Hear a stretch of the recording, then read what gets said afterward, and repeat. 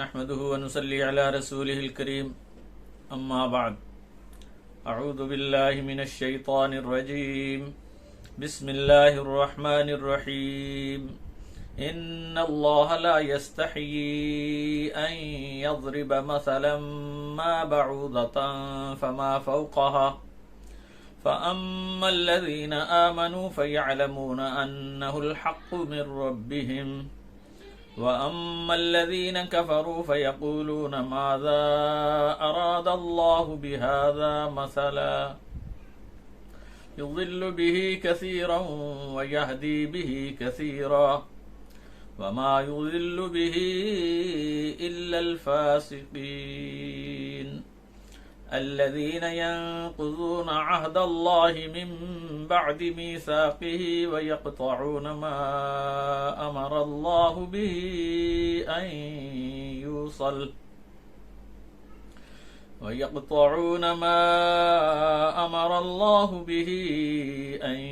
يوصل ويفسدون في الأرض أولئك هم الخاسرون صدق اللہ العظیم۔ ان آیات کا ترجمہ سماعت فرمائیں۔ یہ سورہ بقرہ کی آیت نمبر 26 اور 27 ہے۔ ارشاد ہے، بے شک اللہ اس بات سے نہیں شرماتا کہ وہ مچھر یا اس سے بھی بڑھ کر کسی چیز کی مثال بیان کرے۔ جو لوگ ایمان لے آئے ہیں وہ جانتے ہیں کہ یہ حق ان کے پروردگار کی طرف سے ہے، لیکن وہ لوگ جنہوں نے کفر کا راستہ اختیار کر رکھا ہے وہ کہتے ہیں کہ بھلا اس مثال سے اللہ نے کیا چاہا ہوگا۔ وہ بہت سوں کو بھٹکا دیتا ہے اور بہت سوں کو ہدایت دیتا ہے، لیکن وہی بھٹکتے ہیں جو نافرمان ہیں۔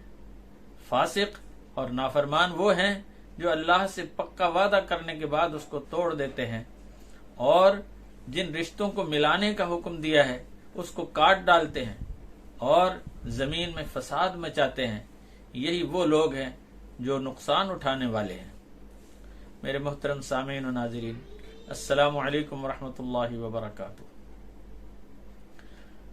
بعض مثالیں اس لیے بیان کی جاتی ہیں تاکہ کسی بھی چیز کی بڑی سے بڑی حقیقت کو پوری طرح ذہن میں بٹھا دیا جائے۔ مقصد وہ مثال نہیں ہوتی بلکہ وہ حقیقت ہوتی ہے جس کا بیان کرنا مقصود ہوتا ہے۔ مثلا قرآن کریم میں مشرکوں کے جھوٹے معبودوں اور بتوں کی بے بسی کو اس طرح بیان کیا گیا ہے کہ اگر ایک مکھی بھی ان سے کوئی چیز چھین کر لے جائے تو وہ اس سے واپس نہیں لے سکتے اور وہ اس کا کچھ بگاڑ نہیں سکتے۔ اسی طرح وہ لوگ جو اللہ کے ساتھ اوروں کو شریک کرتے ہیں اور رتبے میں اللہ کے برابر بناتے ہیں، ان کے سامنے ان کی بے حقیقتی کو ظاہر کرنے کے لیے اسے مکڑی کے جالے سے سمجھایا گیا ہے۔ کفار مکہ کو اعتراض یہ تھا کہ یہ اللہ کا کلام ہوا، یہ کیا اللہ کا کلام ہوا جس میں کہیں مکھی، کہیں مچھر، کہیں چیونٹی اور کہیں گائے اور بیل کا ذکر ملتا ہے۔ وہ کہتے تھے نعوذ باللہ، اللہ کو ان چیزوں کی مثال بیان کرتے ہوئے شرم نہیں آتی؟ اللہ نے ان کی اس بات کا جواب دیتے ہوئے فرمایا کہ اللہ کو اس بات سے شرم نہیں آتی کہ وہ مچھر یا اس سے بھی چھوٹی چیز کی مثال بیان کرے، کیونکہ جن کے دلوں میں ایمان کا چراغ روشن ہے وہ اس بات کو اچھی طرح جانتے ہیں اور سمجھتے ہیں کہ ان کے اللہ نے جو کچھ بھی ارشاد فرمایا ہے اور جو کچھ ان کی ہدایات کے لیے نازل کیا ہے وہ بالکل صحیح اور درست ہے۔ لیکن وہ لوگ جنہوں نے کفر کی روش کو اختیار کر رکھا ہے وہ تو اسی بات کی رٹ لگائے رکھیں گے کہ بھلا اتنی معمولی چیزوں کی مثالیں بھی کوئی بیان کرتا ہے۔ فرمایا گیا حقیقت یہ ہے کہ ایک ہی بات سے پاکیزہ نفس انسان ہدایت حاصل کر لیتے ہیں، اور وہ لوگ جنہوں نے اللہ کی نافرمانیوں کو اپنی زندگی کا ایک حصہ بنا رکھا ہے وہ اسی بات سے گمراہ ہو جاتے ہیں۔ مگر ہر شخص گمراہ نہیں ہوتا بلکہ صرف وہی لوگ گمراہ ہوتے ہیں جو اللہ کے نافرمان اور اس کے حکموں کے سامنے سر نہیں جھکاتے۔ اور وہ کون لوگ ہیں؟ فرمایا کہ ان کی 3 بڑی نشانیاں اور علامتیں ہیں۔ پہلی علامت یہ ہوتی ہے کہ اللہ اور بندوں سے کیے ہوئے وعدوں کو وہ پورا نہیں کرتے، اور دوسری نشانی یہ ہوتی ہے کہ جن رشتوں اور تعلقات کو بنائے رکھنے کا حکم دیا جاتا ہے وہ ان کو اپنی انا کی بھینٹ چڑھا کر کاٹ ڈالتے ہیں اور شدید بگاڑ پیدا کرتے ہیں۔ اور تیسری نشانی یہ ہے کہ زبان اور ہاتھ پاؤں سے لڑائی جھگڑا اور فساد مچانا جن کا مزاج بن جاتا ہے، ایسے لوگوں کا انجام اس کے سوا اور کچھ نہیں کہ وہ دنیا میں بھی ذلیل و خوار اور رسوا ہوتے ہیں اور آخرت میں بھی وہ نقصان اٹھانے والے ہیں، اور ایسے لوگوں کو قرآن کریم جیسی ہدایت کی کتاب سے بھی کوئی حصہ نہیں ملتا۔ اس کے بعد سورہ بقرہ کی آیت نمبر 28 اور 29 ہے، اس میں ارشاد ہے کیف تکفرون باللہ وکنتم امواتا فاحیاکم ثم یمیتکم ثم یحییکم ثم الیہ ترجعون هو الذی خلق لکم ما فی الارض جميعا ثم استوى الى السماء فسواہن 7 سماوات وَهُوَ بِكُلِّ شَيْءٍ عَلِيمٌ۔ فرمایا کہ تم اللہ کا کس طرح انکار کر سکتے ہو، حالانکہ تم محض بے جان تھے، اس نے تمہیں زندگی عطا فرمائی، پھر وہی تمہیں موت دے گا، پھر وہی تمہیں قیامت کے دن دوبارہ زندہ کرے گا، پھر اسی کی طرف تمہیں لوٹنا ہے۔ وہی تو ہے جس نے تمہارے لیے زمین کی ساری چیزیں پیدا کی، پھر اس نے آسمان کی طرف توجہ فرمائی اور اس نے 7 آسمان درست کر کے بنا دیے۔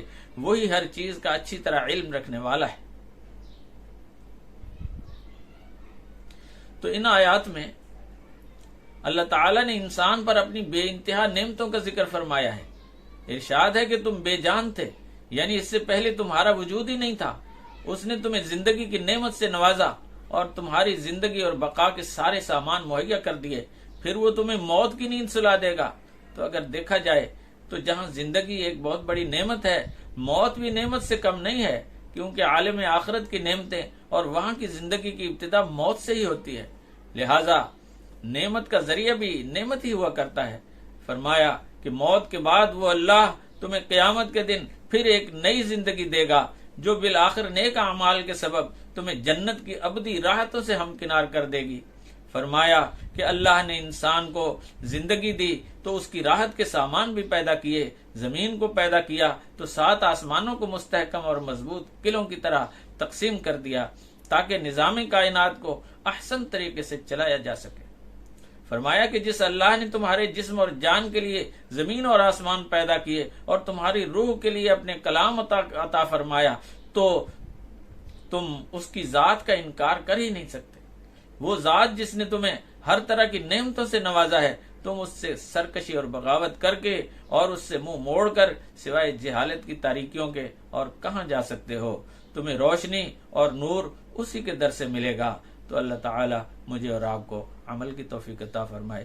وآخر دعوانا ان الحمد للہ رب العالمین۔